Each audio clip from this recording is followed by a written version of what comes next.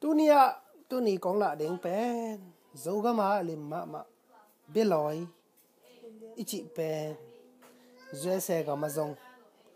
tahi Belawi boldan tom kong hil nuam hi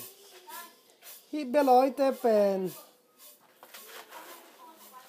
okay saya Tulsa okay saya ke zua ke na tom man ma hi Belawi pen xếp bèo to mình ít xóm vào đậuของcăng đế nghe nà căn khít chiang hi đa nà su đỉnh mà đa nà su đỉnh nghe nà hi đa nà isuk khít chiang hi bê lối pen đa nà sẹp đỉnh đa nà sẹp đỉnh nghe nà na xem đây na ya hong tiếng hi đa na cội tiếng mà hong tiếng hi đa na cội tiếng na tắc tiếng hi đa na tắc tiếng mà la tiếng na tập na hi sa tiếng hi đa na cội tiếng mà hi pen huan tiếng na hi chạy lẽ hi bê lòi tê pen bal to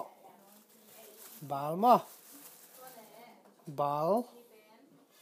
hi bê lòi tê pen bal to bê lòi huan điên nghe nà bal khả điên nghe nà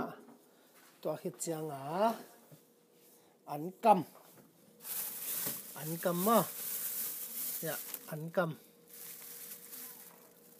cầm dòng khả điên toa là pen lim mạ mày na lim chị ta cả lim hi na bị nói tên là để vừa lẽ Zosai Tulsa Zosai ok Asia restaurant cái chỗ hi đây na bị nói pen Zogam bek pana cái này thấy nào na rồi sẽ zong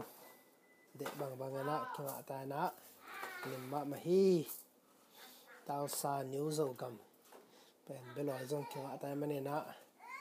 Tulsa pen New Zogam cái chỉ thấy tầm hi hay na Belawi pen alim ma Zomi te